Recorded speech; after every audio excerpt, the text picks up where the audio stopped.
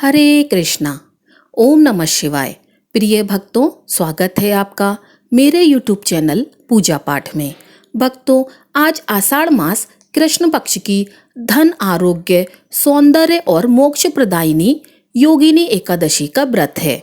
श्री ब्रह्मवैवर्त पुराण के अनुसार इस व्रत को करने तथा कथा को सुनने से 88,000 ब्राह्मणों को भोजन कराने जितना पुण्य प्राप्त होता है। श्री लक्ष्मी नारायण जी की कृपा से जीवन के सारे कष्ट दूर हो जाते हैं। इस योगिनी एकादशी को तीनों लोकों में सबसे प्रसिद्ध एकादशी माना गया है। इस दिन भगवान विष्णु और माता लक्ष्मी की विशेष पूजा की जाती है, जिससे जीवन में सुख समृद्धि आती है और पापों से मुक्ति मिलती है। और इस दिन अन्न वस्त्र गौजल सैया का दान करने वाला मनुष्य सोने के विमान पर बैठकर स्वर्गलोक में प्रतिष्ठित होता है तथा जो इस एकादशी की महिमा को भक्ति पूर्वक सुनता अथवा उसका वर्णन करता है, उसे सूर्य ग्रहण और अमावस्या पर श्राद्ध करने के बराबर पुण्य फल प्राप्त होता है तथा उसकी समस्त मनोकामनाएं पूर्ण होती हैं। तो योगिनी एकादशी व्रत कथा को सुनने से पहले आप सुनिए ठाकुर जी की कल्याणकारी दुर्लभ कथा। प्रिय भक्तों, ब्रजमंडल के शेरगढ़ नामक नगर में एक राजमंत्री रहा करते थे। उनके इकलौते पुत्र का नाम त्रिपुरदास था। बचपन से ही बालक त्रिपुरदास अपनी माता के साथ ठाकुर जी के मंदिर में जाते, भजन कीर्तन करते। एक बार वे अपने पिता के साथ आगरा से किसी कार्य के लिए ठाकुर जी के भक्त गिरिराज गोवर्धन जी के यहाँ गए। यहाँ उन्होंने ठाकुर जी श्रीनाथ जी के दर्शन किए और उनके सुंदर रूप को देखकर बहुत आकर्षित हो गए। अब उस छोटे बालक त्रिपुरदास ने ठान लिया कि वे अब वापस नहीं जाएंगे, बल्कि रोज इन्हीं के दर्शन करेंगे और इन्हीं के पास रहेंगे। प्रिय भक्तों, उनके पिता ने वहां अपने किसी परिचित से कहा कि यह बालक हट कर रहा है, तो वे उसे कुछ दिनों के लिए अपने पास ही रख लें। वे अपने पुत्र को वहीं छोड़कर वापस लौटने के लिए निकल पड़े, परंतु रास्ते में कुछ शत्रु दल के सैनिकों ने उन्हें घेर लिया और उन्हें मार डाला। भक्तों के जीवन में विपत्तियां प्राय आरंभ से ही आती हैं। बालक त्रिपुरदास जी ने सुना कि उनके पिता को शत्रु दल ने मार डाला है, तो उन्होंने ठाकुर श्रीनाथ जी को देखा और कहा, हे प्रभु, अब आप ही मेरे पिता, मित्र और मेरा सब कुछ हो। उनके हृदय में गहरा आनंद हुआ कि उनका नाम मात्र का पिता अंतर्ध्यान हो गया, लेकिन उनका अपने वास्तविक पिता जो अनंत जन्मों से उनका साथ देने वाला है, उनसे संबंध बन गया। अब उनका केवल ठाकुर जी पर ही विश्वास था और वे निश्चिंत हो गए। वे रोज प्रभु के सामने भाव विभोर होकर रोते रहते थे। एक दिन ठाकुर जी के अनन्य भक्त बल्लवाचार्य जी वहां आए, जो ठाकुर जी के दर्शन करने आए थे। तो उन्होंने देखा कि यह बालक ठाकुर जी को देखकर रोता रहता है।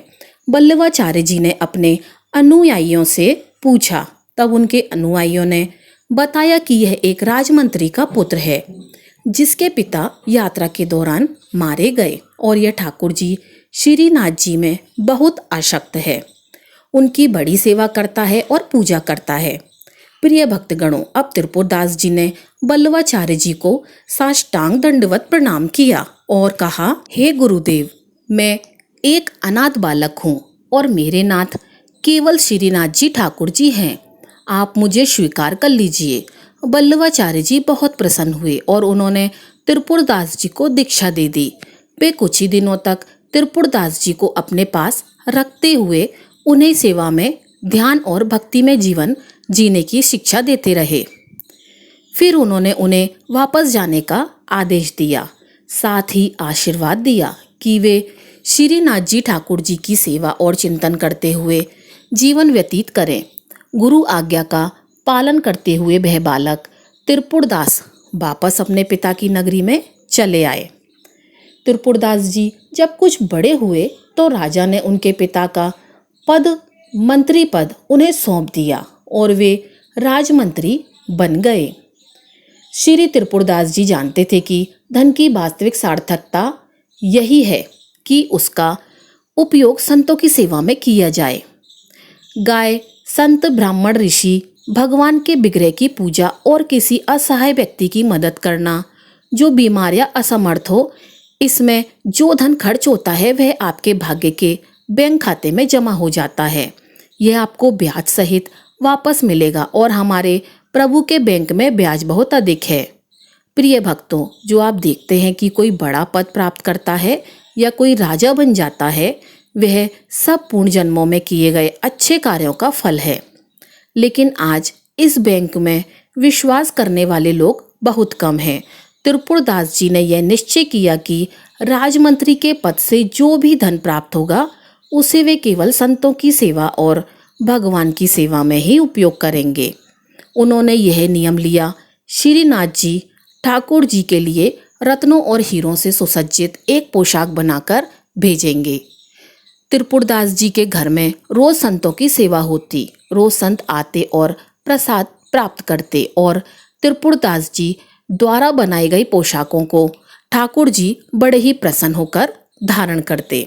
प्रिय भक्तगणों, बही बल्लवाचार्य जी के पुत्र यह सब देखकर आश्चर्यचकित थे कि जब यह ठाकुर जी को कोई अन्य वस्त्र पहनाते हैं तो प्रभु उसे स्वीकार कर लेते हैं, लेकिन जब त्रिपुरदास जी द्वारा दी गई पोशाक पहनाई जाती है तो ठाकुर जी विशेष प्रसन्न हो जाते हैं। यह दर्शाता है कि भक्त द्वारा प्रेम से दी गई वस्तु को भगवान अत्यधिक भाव से स्वीकार करते हैं। अब श्री त्रिपुरदास जी से ईर्ष्या करने वाले लोगों ने राजा से शिकायत कर दी कि वे राजमंत्री होने का फायदा उठाकर राजधन का दुरुपयोग करते हैं। उनका आरोप था कि त्रिपुरदास जी राजधन से साधु संतों को खिलाते पिलाते हैं और राज खजाने से धन चुराते हैं। अब इससे राजा की बुद्धि प्रभावित हुई और उसने आदेश दिया कि त्रिपुरदास जी की सारी संपत्ति जब्त कर ली जाए। अब परिणाम स्वरूप उनके घर में भोजन के लिए बर्तन तक नहीं रहे। उनके पास खाने के लिए एक दाना भी नहीं बचा। अब वे अत्यधिक गरीब और कष्ट में अपना जीवन यापन करने लगे। प्रिय भक्तों, अब एक बार फिर से सर्दियों की ऋतु आई। अब त्रिपुरदास जी ने हर साल की तरह ठाकुर जी के लिए पोशाक भेजने का प्रण लिया था। वे यह जानते थे कि जब तक उनका जीवन है वे ठाकुर जी की सेवा में कोई कमी नहीं छोड़ेंगे। लेकिन अब उनके पास कुछ भी नहीं था। उन्हें यह देखकर गहरी पीड़ा हुई कि वे कोई भी कष्ट सहन कर सकते थे, लेकिन ठाकुर जी की सेवा के बिना उनका जीवन निरर्थक सा लगने लगा। वे बहुत दुखी हो गए और ठाकुर जी से विनय करने लगे। उन्होंने कहा, हे प्रभु, मैं सभी कष्ट सह सकता हूँ, लेकिन आपकी सेवा के बिना मैं नहीं जी सकता। इतने में उनकी दृष्टि ऊपर रखी एक दवात पर पड़ी। वह दवात पीतल की थी और त्रिपुरदास जी को यह ख्याल आया कि शायद यह कुछ सिक्कों में बिक जाए। उन्होंने यह दवात उठाई और बाजार में बेचने के लिए गए, सोचते हुए कि अगर वह बिक गई तो उन्हें थोड़ी सी रकम मिल जाएगी और वे ठाकुर जी के लिए पोशाक भेजने का अपना नियम पूरा कर सकेंगे। त्रिपुरदास जी को उस दवात के बदले 1 रुपया मिला, जिसे लेकर वह एक कपड़े की दुकान में गए। वहां उन्होंने एक साधारण मार्किन का कपड़ा खरीदा। उस सफ़ेद कपड़े को उन्होंने खुद लाल रंग से रंगा, लेकिन रंगते वक्त उनके आंसू बहते जा रहे थे। वे प्रभु से कहने लगे, हे नाथ, यह तो इतना साधारण और मोटा कपड़ा है जो आपके सेवकों के लायक भी नहीं है। मैं इसे कैसे आपके चरणों में अर्पित करूं? उन्होंने वह कपड़ा रंग कर अपने पास रख लिया। उनका साहस नहीं हुआ कि वह कपड़ा श्रीनाथ जी को अर्पित करने के लिए भेजें। एक दिन त्रिपुरदास जी ने श्रीनाथ ठाकुर जी के एक सेवक को देखा। उन्होंने सेवक को प्रणाम किया और उसे अपने घर लाए। उनके घर में खाने पीने का कोई उचित प्रबंध नहीं था। फिर भी त्रिपुरदास जी ने बहुत संकोच के साथ वह लाल रंग का कपड़ा निकाला और हाथ जोड़कर कहा, मेरी यह प्रतिज्ञा थी कि मैं हर वर्ष श्रीनाथ ठाकुर जी को पोशाक भेजूंगा, लेकिन विधि का विधान ऐसा है कि वह मुमकिन नहीं हो सका।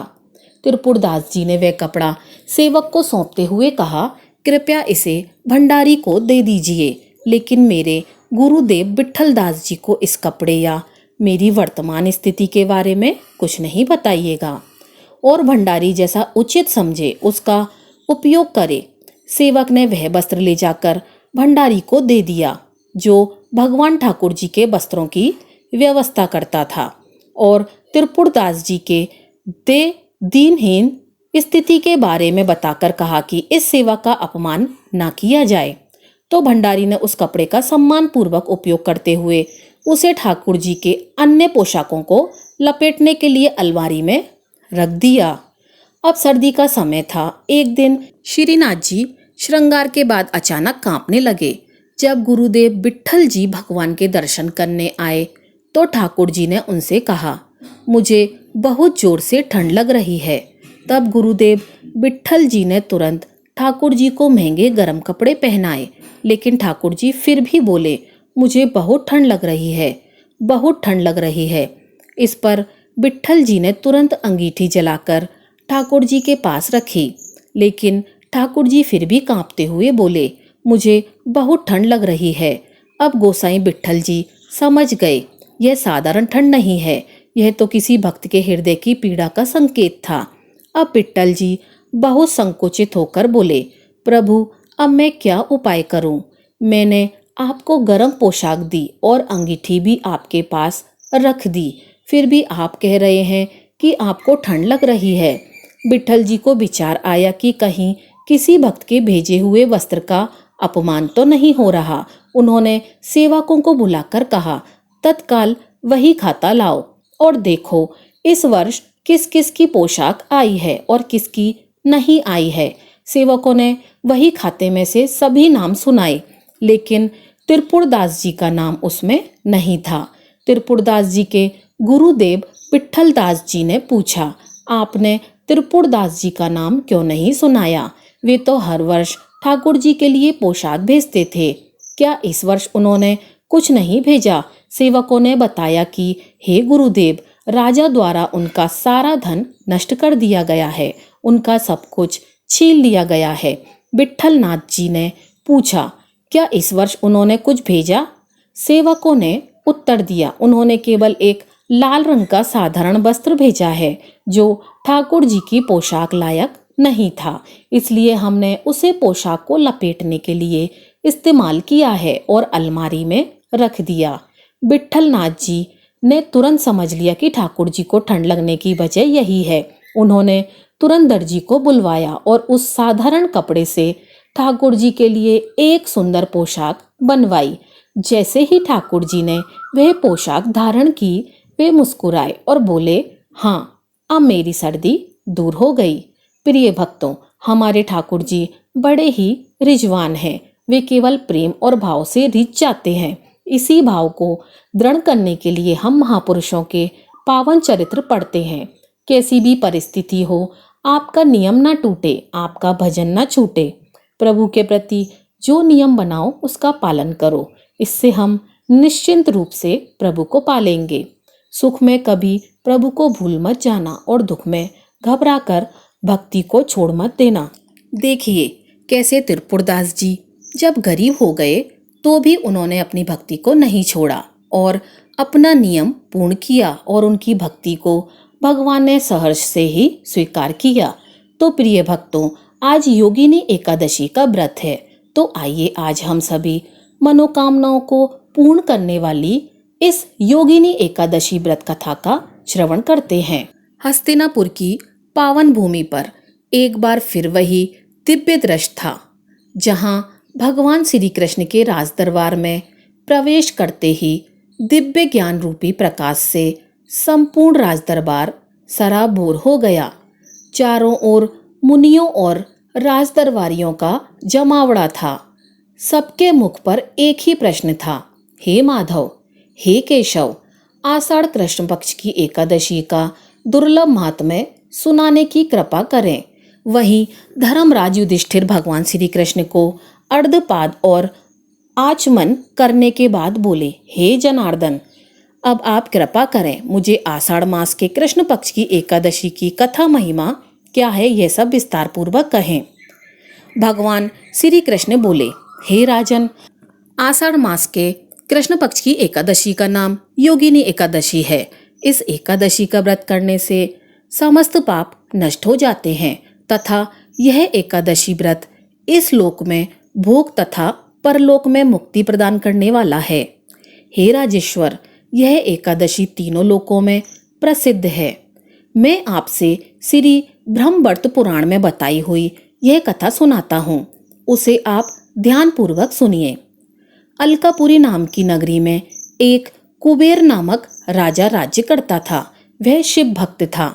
उसकी पूजा के दौरान उसके लिए एक सेवक जिसका नाम हेममाली था, वह पुष्प लाया करता था। उसकी विशालाक्षी नाम की एक अत्यंत सुंदर स्त्री थी। एक दिन हेममाली मानसरोवर से पुष्प ले आया, परंतु कामासक्त होने के कारण पुष्पों को रखकर स्त्री के साथ रमण करने लगा और दोपहर तक नहीं आया। जब राजा कुबेर को उसकी राह देखते देखते दोपहर हो गई तो उसने क्रोधपूर्वक अपने सेवक को आज्ञा दी कि तुम लोग जाकर हेममाली का पता लगाओ कि वह अभी तक पुष्प चुनकर क्यों नहीं लाया। राजा कुबेर की आज्ञा पाकर सभी यक्ष सेवक हेममाली को तलाशने के लिए निकल गए और जब यक्षों ने उसका पता किया तो वे कुबेर के पास आए और कहने लगे, हे राजन, वह माली अभी तक अपनी पत्नी के साथ रमण कर रहा है। यक्षों की बात सुनकर राजा कुबेर ने हेममाली को बुलाने की आज्ञा दी। हेममाली राजा कुबेर के सम्मुख डर से कांपता हुआ उपस्थित हुआ और प्रणाम किया। हेममाली को देखकर राजा कुबेर को क्रोध आ गया। राजा कुबेर ने कहा, हे पापी, महानीच, हे कामी, तूने मेरे पूजनीय ईश्वरों के भी ईश्वर शिव जी का अनादर किया है। इसीलिए मैं तुझे श्राप देता हूँ कि जिस स्त्री से तू प्राणों से भी अधिक प्रेम करता है, तू उसी स्त्री का वियोग प्राप्त करेगा और मृत्युलोक में जाकर कोढ़ी होगा। प्रिय भक्तों, कुबेर के श्राप के कारण से वह उसी क्षण स्वर्गलोक से पृथ्वी लोक पर जा गिरा और कोढ़ी हो गया। उसकी स्त्री भी उसी समय अंतर्ध्यान हो गई।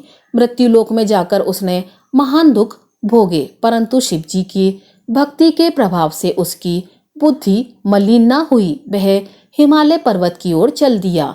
वहां चलते चलते वह मार्कंडे ऋषि के आश्रम पहुंचा। वह ऋषि के अत्यंत व्रत तथा तपस्वी थे। उनको देखकर वह हेममाली वहां गया और उनको प्रणाम करके उनके चरणों में गिर गया। इस प्रकार हेममाली को देखकर मार्कंडे ऋषि बोले, हे वत्स, तुम कौन हो और तुमने कौन से पाप कर्म किए हैं जिससे तुम कोढ़ी हुए हो और महान दुख भोग रहे हो। ऋषि के द्वारा इस प्रकार पूछे जाने पर हेममाली बोला, हे मुनि श्रेष्ठ, मैं यक्ष राज कुबेर का सेवक हूँ। मैं राजा कुबेर की पूजा के लिए नित्य प्रति पुष्प चुनकर लाया करता था। एक दिन अपनी स्त्री के साथ विहार करते करते मुझे विलंब हो गया और दोपहर तक पुष्प लेकर मैं नहीं पहुंच सका, तो राजा कुबेर ने मुझे श्राप दे दिया कि जिस पत्नी की वजह से तू अपनी नित्य पुष्प सेवा को भूल गया, उसी पत्नी से तू वियोग भोगेगा और मृत्युलोक में जाकर कोढ़ी बनेगा। अतः हे ऋषिवर, कुबेर के श्राप से मेरा पतन हो गया और मैं स्वर्ग से गिरकर पृथ्वी पर आ गया और मुझे कोढ़ हो गया। अतः तभी से मैं भयानक जंगल में जाकर बिना अन्न और जल के भटक रहा हूँ।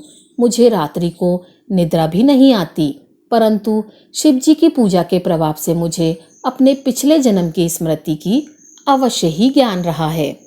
इसीलिए मैं घूमते घूमते आपके पास पहुंचा हूँ। हे ऋषिवर, कृपया मेरा उद्धार करिए। प्रिय भक्तों, हेममाली ने इस प्रकार अपना सारा वृत्तांत कह सुनाया। यह सुनकर ऋषिवर बोले, निश्चित ही तूने मेरे सम्मुख सत्य वचन कहे हैं, इसीलिए मैं तेरे उद्धार के लिए एक व्रत बताता हूँ। यदि तू आषाढ़ मास के कृष्ण पक्ष की योगिनी नामक एकादशी का विधि पूर्वक व्रत करेगा तो तेरे सब पाप नष्ट हो जाएंगे और तेरा कोढ़ ठीक हो जाएगा। तू पुनः फिर से सुंदर हो जाएगा। यह सुनकर हेममाली अत्यंत प्रसन्न होकर मुनि को साष्टांग प्रणाम करता है। मुनि ने उसे स्नेह के साथ उठाया। हेममाली मुनि के कथानुसार विधि पूर्वक योगिनी एकादशी का व्रत करता है। इस व्रत के प्रभाव से अपने पुराने स्वरूप में आकर वह अपनी स्त्री के साथ सुखपूर्वक रहने लगा। भगवान कृष्ण जी ने कहा, हे राजन, यह योगिनी एकादशी का व्रत 88,000 ब्राह्मणों को भोजन कराने के बराबर फल देता है। इसके व्रत से समस्त पाप दूर हो जाते हैं और अंत में स्वर्ग प्राप्त होता है। अतः मनुष्य को पूजा आदि धर्म कार्यों में आलस्य या प्रमाद नहीं करना चाहिए, अपितु मन को संयमित करके सदैव ईश्वर की सेवा में तत्पर रहना चाहिए। इस कलयुग में कोढ़ जैसे रोग से मुक्ति पाने के लिए मनुष्य को योगिनी एकादशी का व्रत श्रद्धा पूर्वक करना चाहिए। अतः इसी प्रकार एक समय की बात है, मगध प्रदेश के एक छोटे से गांव में, जहां मिट्टी की खुशबू और सादगी ही जीवन का श्रृंगार थी, वहीं रहा करती थी एक निर्धन विधवा साध्वी जिसका नाम था ध्यानमयी। ना परिवार, ना संगी साथी, बस एक पुरानी तुलसी की चौकी, एक माटी का दीपक और प्रभु का नाम ही उसकी एकमात्र संपत्ति और जीवन था। वह हर रोज नदी किनारे जाती, सूखे पत्ते और लकड़ियों को चुनती, उन्हें बेचकर मिले हुए धन से अपना पेट पालती, बच्चों को कथा कहानियां सुनाती और एकादशी का इंतजार करती। उसका विश्वास था कि इस एकादशी को यदि कोई सच्चे भाव से एक दीप भी जलाए तो भगवान विष्णु स्वयं पधारते हैं। परंतु इस बार कुछ अलग था। आषाढ़ कृष्ण पक्ष की एकादशी की संध्या थी। आकाश में बादल थे। गांव में हर कोई व्रत की तैयारी में लगा हुआ था, पर ध्यानमयी के पास ना दीपक था, ना तेल, ना ही वस्त्र और ना ही भोग। वह चुपचाप तुलसी के आगे बैठी। उसकी आंखें नम थीं, लेकिन हृदय शांत था।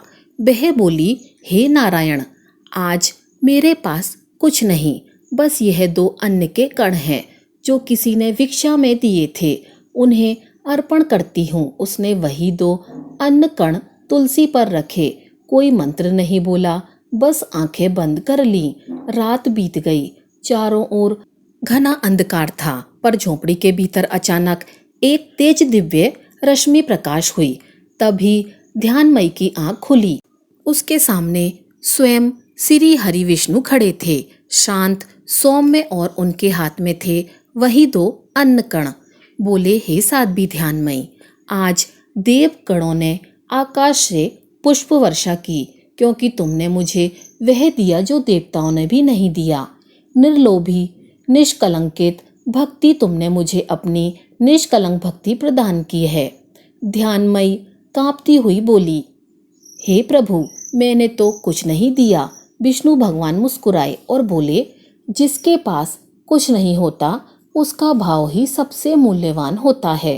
तेरे 2 अन्न कणों ने यह कर दिखाया जो 1000 यज्ञ भी नहीं कर सकते। तभी आकाश से एक दिव्य विमान प्रकट हुआ। साध्वी ध्यानमयी ने प्रभु के चरणों में गिरकर कहा, हे प्रभु, अब मुझे कहीं और नहीं जाना। हे प्रभु, बस आपकी शरण चाहिए। और उसी क्षण वह अपने स्थूल शरीर को त्याग कर प्रभु के ध्यान को चली गई। अगले दिन जब गांव वाले आए तो उन्होंने जो देखा वह अविश्वसनीय था। झोपड़ी में कोई नहीं था, पर दीपक बिना तेल से जल रहा था और तुलसी पर रखे 2 अन्न कण अब कमल के फूल बन चुके थे। गांव का एक वृद्ध बोला, यह कोई साधारण स्त्री नहीं थी, यह तो विष्णु जी की विशेष भक्त थी। पर तभी एक बालक चिल्लाया और बोला, देखो, तुलसी की मिट्टी के नीचे कुछ है। जब वहां खुदाई की गई तो वहां से एक छोटी सी रत्न जड़ित मूर्ति निकली। यह मूर्ति जिसमें भगवान विष्णु और माँ लक्ष्मी जी विराजमान थे। गांव वाले स्तंभबद्ध रह गए। अब सब समझ गए कि साध्वी की झोंपड़ी में हर रात जो दीपक जलता था वह प्रभु की उपस्थिति का संकेत था। तो प्रिय भक्तों, ये कथा हमें सिखाती है कि भगवान को न तो सोना चाहिए, न फूल, न फल, उन्हें बस चाहिए सच्ची भक्ति और भावना। यदि आषाढ़ कृष्ण पक्ष की एकादशी के दिन यदि कोई भक्त केवल 2 अश्रु बिंदु ही भक्ति से अर्पित करे तो प्रभु स्वयं उसे लेने आते हैं।